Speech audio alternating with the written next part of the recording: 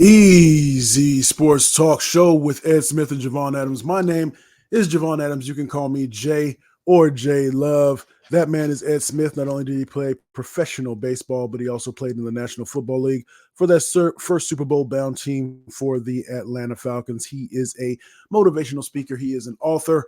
What is good? In just a sec, my brother. What up, though, Jay? Kicking off this week, man. Pretty good football weekend, along with some baseball, man. Got the championship series starting. Dodgers get one last night. Looking forward to them Yankees and Guardians. Almost Indians, Yankees and Guardians today. So hey, it's that time of the year, man. It's a great time for us to be talking sports. Yeah, so we are going to get so we'll get to. I want your thoughts on the next round of the MLB playoffs. We do this thing 3 times a week: Monday, Wednesday, Friday. So make sure you tell a friend about what we have going on here. Now, Ed, there's a saying in the NBA, and I'm going to muddle it up a bit, but I think you probably heard it and you'll get what I'm saying. Is that if a team loses by 7 or less than 10, that's on the coach.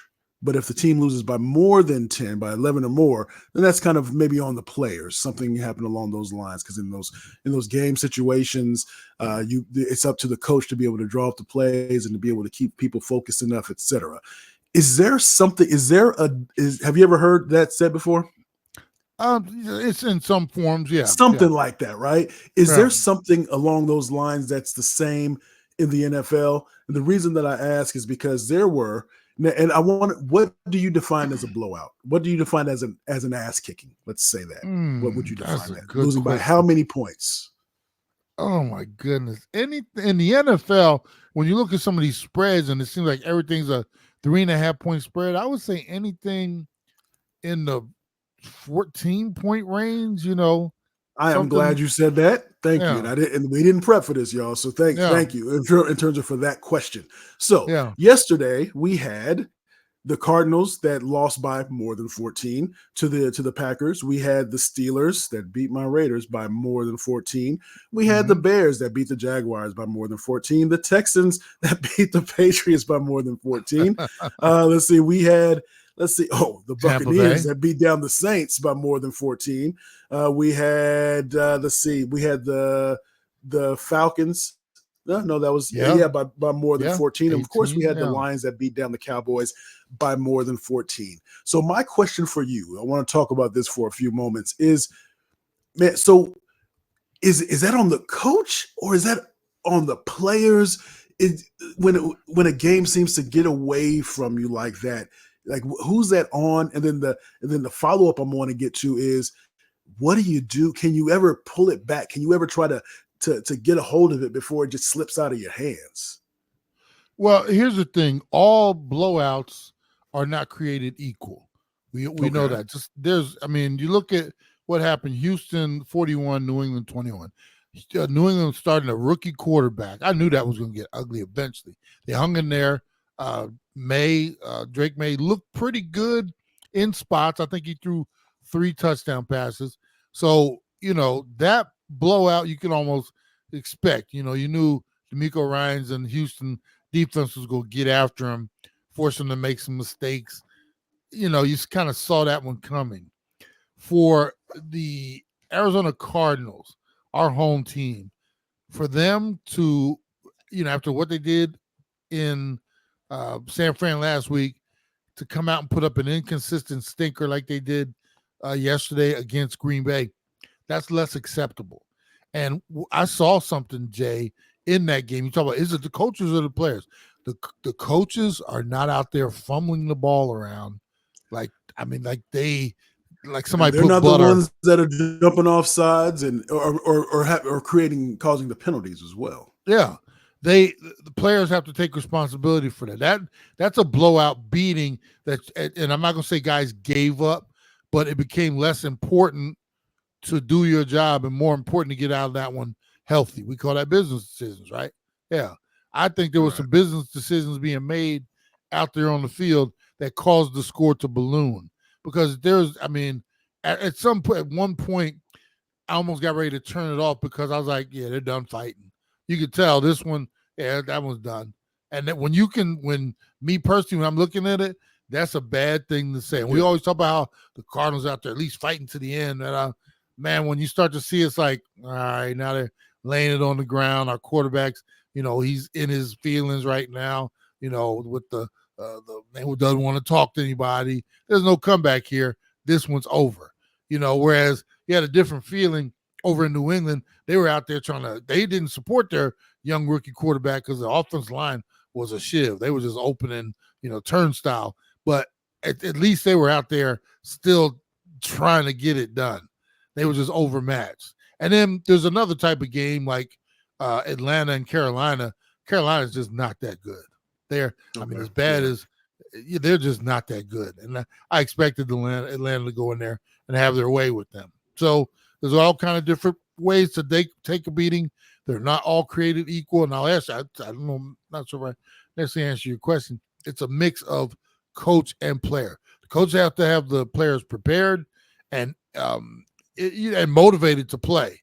People always talk about, well, they're getting paid all that money. I mean, they'll motivate them. Nah, you got to have them ready to go. And that means having them, educated on the game plan, excited about the game plan. Let's go kick some butt, And once you're out there, the players have to execute and do what they're supposed to do and not roll over as soon as adversity slaps them in the face. So there's plenty of blame for some of these games to go around, including our own Arizona Cardinals here, and watching them lay down for Green Bay. And you start asking the question, who is this team? And, here we are 6 weeks in and we still don't know. So I'm sure there's some other fan bases thinking the same thing.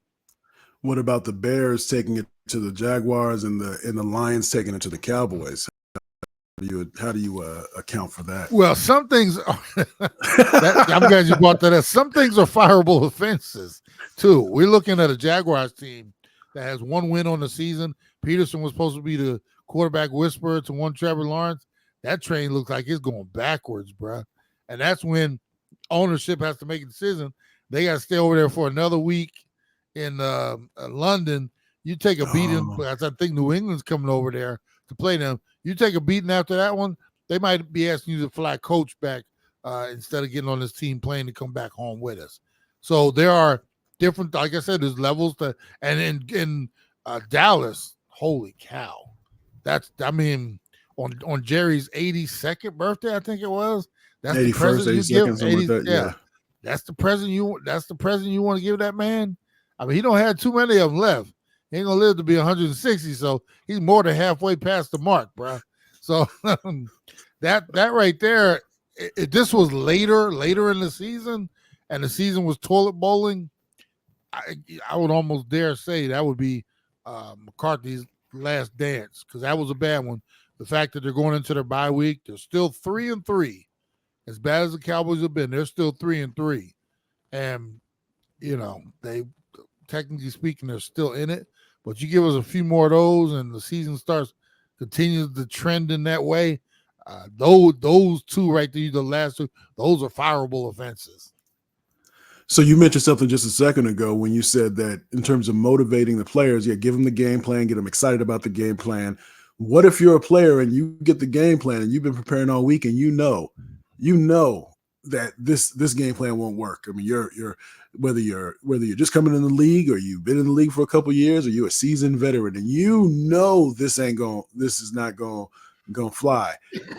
Is it difficult to go 100 miles an hour when you don't believe in the game plan? Well, you also have to remember, Jay, you're getting paid to do whatever the game plan is. And if you don't execute it, there's somebody out there that will. Regardless of how bad the game plan is, you better be out there trying to perform at the top of your game, because the game plan doesn't, you can tell when dudes are not doing what they're supposed to do out there. Yeah. Okay, regardless of the game plan, if the game's moving 100 miles an hour, you better be moving at least 95, 96, 97 miles an hour to make sure you look like you belong on the same highway as everybody else. And when you don't, or if you don't have confidence in it, and you don't, I'm seeing guys that they'll say, pull over. And next thing you know, now you're not getting a ticket, you going to jail, or you being asked to get out your car. So, like I said, regardless of game plan, I always knew, hey, it stunk, but I've been there before, Jay. Played on a couple teams. I was like, what is this? And we were on the same. Hey, that's what they want me to do. Yes, sir. I'm gonna get out there and do it. Because, like I said, somebody else is just waiting to get out there and run that crappy 5-yard out that everybody knows I'm gonna run, but I'm gonna run it to the best of my abilities. So we also do a podcast. It's called Believe in the Arizona Cardinals, and it's every Monday and Thursday. And so you can check today's out if you're listening, and you can definitely check that out if you know a Cardinals fan that is interested in the team and wants to hear our perspective. Please let them know. BLEAV in the Arizona Cardinals. But I mentioned that for this. If you're this point in the season, we're 6 weeks in. Are problems that you have fixable as a team, just in overall? And if you are a team that's doing well, are you still trying to poke holes as if you're not good so that you don't lose your edge? So coming from both sides, if you know some things are broke with your team and you really got a great start, is it fixable? And if you are a team that's performing well, are you breathing a little easy, or are you getting nervous because you think that you're peaking too soon, or what does it go from both sides of that? Anything right now until you're eliminated from playoffs, everything is fixable. I mean, we just got to start doing this and this. And the problem is, though, Jay, teachable. Like, once you get into the season, it's not about teaching. It's about performance. Okay. All the teaching and everything happens in the offseason and the preseason. Now we're concerned about performance on the field. So if you have guys that are not performing, that's what the waiver wire is for. That's what the practice squad is for. You start, hey, this is not working. We don't have the right pieces in. And I'm talking from management perspective because they're the ones who run the show. That's when it's right. Like, hey, either player X or Y is just, we got to go in a different direction. They're having these meetings every Monday. When after a game, the general manager and coach, they're just combing through the waiver wire and the practice squads and the free agents. There's a whole bunch of dudes that are on the street right now waiting for a call for today to come in to work out, to try to fill a hole because somebody got injured, try to fill a hole because somebody's not performing, or whatever the case may be. So they're combing. Yeah. It's not like, well, rosters are set, we'll see you next year. So problems can be fixed at all times. And that usually means, we got to get somebody else in here, or, you need to step your game up. The other side, I don't know, peaking too soon, bro, in a 17-week season, there's no such thing. We want to be playing our best ball, period, from the start of the season through the end. Now, maintaining it is rough because of injury, because of the grind of 17. You're going to have dudes, and that's why it is next man up, and it's best man up as well. So, in saying that, okay, I heard that one. Okay, next best man up. Okay, and that means when some teams are stacked. We got a young dude back here learning. He goes down. We got to fill this hole right here. You the man to fill it. Those teams are prepared and ready to go. And it might be for a week. It might be for, we got to put this dude on IR. He's going to be out at least 4. Hey, you're the dude for the next 4. So, I mean, during the football season, it's a war of attrition, bro. Every week is a grind because it is such a physical game. You got to get there. And I would say this too. There is a lot of luck involved in getting through an 18-game schedule. Guys get rolled up on, oh, that looked nasty. Oh, it's not even a high ankle. It's just a regular sprain. Hey, we'll get you. He's not going to miss a week. Or the high ankle, man, that's going to be nagging the rest of the year. You're out for at least 3. We're going to try to get you back. So a lot of that is just luck, but there's no such thing as peaking too early, because here's the thing. Every week is a peak, bro. We're trying to win every week. We're not trying to crescendo to anything. Every week we want to be playing at our best. And the good coaches remind you that no matter how good you played or bad you played last week, if we got a dub, that's good, but we got to put that behind us. This week is the most important game we're going to play this year. And we're not looking 2 and 3 weeks out either. You will look on the schedule. Oh, we got such and such coming out. That's a great matchup. Nah, whoever we have on our schedule this week is the team that we need to beat and focus on. So, sports is so different and similar at the same time to the world of business, and sometimes we lose sight of that. But yeah, I mean, it's a week to week thing, and at least the good ones will have you focused week to week. Yeah, you sold 1,000 widgets last week. It don't matter what last week was. Can we sell 1,000 this week, or can we sell 1,100? What can we do this week? Exactly, and that's all it's about. So, like I said, the good teams are focused. Hey, we're on to whatever the next challenge is. I don't care how good or bad we played last week. And the bad teams are focused on, man, it was a tough one we lost last week, and I don't know how we're going to get over that. Well, yeah, okay. Then you walk right into a left hook the following week. Easy Sports Talk Show. He is Ed Smith. I am Javon Adams. All right, so let's move to the Major League Baseball playoffs. So we have the Yankees that are taking on. Now, is this right? Cleveland. How about that? How about Cleveland? Yeah. And the Los Angeles Dodgers, they survived the Padres, and they're taking on the New York Mets. So I believe the Dodger series is 1-0, and the Yankee series that begins today, if I'm not mistaken. So yes. Who do you got in these? Who do you got in both of these series? Because it seems like the Mets over the last 3-4 months of the season, they have really, after a slow start, they have rebounded quite well, and so they're one of the better teams, of course, in Major League Baseball. But Dodgers, as you answer this, tell me the rationale between for a bullpen game at some point when you're talking about this. But who you got in these series, and what is the rationale behind a bullpen game? Is it because you don't have enough starting pitchers? It's because you don't have enough confidence in the starting pitchers you have on your roster. A lot of that. You've been dropping bars all day because you don't have enough confidence in your starting pitchers. And some of it is because of injury. You look at the Dodgers starting pitching, they are just, it's like a mash unit. My problem with that, though, is you had a lot of time during this season, especially before the trade deadline, to fix this. You knew what your problems were, and you didn't go out and you spent all this money. Got one of the best hitting lineups I've ever seen, yes, but you spent all this money and you don't have better quality pitching that you can't have a third guy in the rotation in the playoffs. I know a lot of teams like to get to this two-man thing in the playoffs. You got to have a third dude that can go out and get you 5 innings and then turn your bullpen. Even that's weak, but 5 innings, a dude can't do that with all the money you're spending over there. So that is, as far as the bullpen game, bro, I played too long ago to be involved in any of that mess. I played in the day when it was a badge of honor. If a pitcher didn't go out and get you 7, he felt like he did not do his job that day. I'm talking. I played with some great ones too, and now it's like bro, they pitching and they looking over their shoulder at the scoreboard. It's the 5th inning. It's the 5th inning. Somebody come get me. I threw 80 pitches. That type of thing. When I played, and I almost said back in the. When I played, bro. You say there was a time when. There was a time when, many years ago, when I played professional baseball, 100 pitches, that was when you started, okay, I think he's starting to get tired now.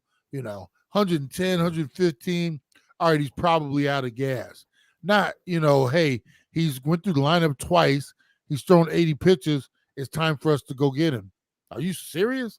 I know pitchers that would have punched the manager in the face if he tried to come out and take him out of a game when he was dealing, no runs on the board, only giving up 2 hits, and you're going to come get him because it's the 3rd time through the lineup?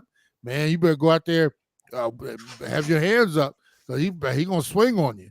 That type of thing. So these bullpen games, I don't understand them, especially when you have all that money to play with. You couldn't go get a guy that you're confident in, that he can go out and get you 5 innings of baseball. I don't understand it. I really don't. So who you got in these series? Who you got in the LA Mets, LA New York series, and then in the Yankees Cleveland series? Selfishly, I'm looking for. I want the Bohemians to get. I got Dodgers and I got Yankees. I'm looking forward to that clash of the Titans. I would love to see that one play out. And nothing against Guardians and Mets, both great stories, especially the Mets, where they've come from, to this point. But I would love to see, and I think it's going to be Dodgers and Yankees. And I mean, you're talking about ratings, and I'm not in it for the ratings, but I think that would be huge. And those two fan bases, all the champions, the World Series between them, that would be one to watch, which I've been watching. Period. Since the 162 game preseason ended, I've been locked in. So I'm good to go. All right. So I guess you'll be watching because they both 2 games today. So you're gonna be watching both of those today. Oh yeah, I'll be locked in. All right. That's what's up. That's what's up. He is again Ed Smith. I am Javon Adams. We do this thing 3 times a week: Monday, Wednesday, Friday. Go to easysportstalk.com. Get on the subscribe so you can be made aware of whenever either of those pods go live. So make sure that you do that. Go to easysportstalk.com. At the top of the page, at the right corner, you'll see where it says subscribe, and you can do that. Just your email, and we'll keep you in the loop. You can always and also subscribe to our YouTube channel. That's at The Easy Sports Talk Show, at The Easy Sports Talk Show. And as we always like to say around this time, you can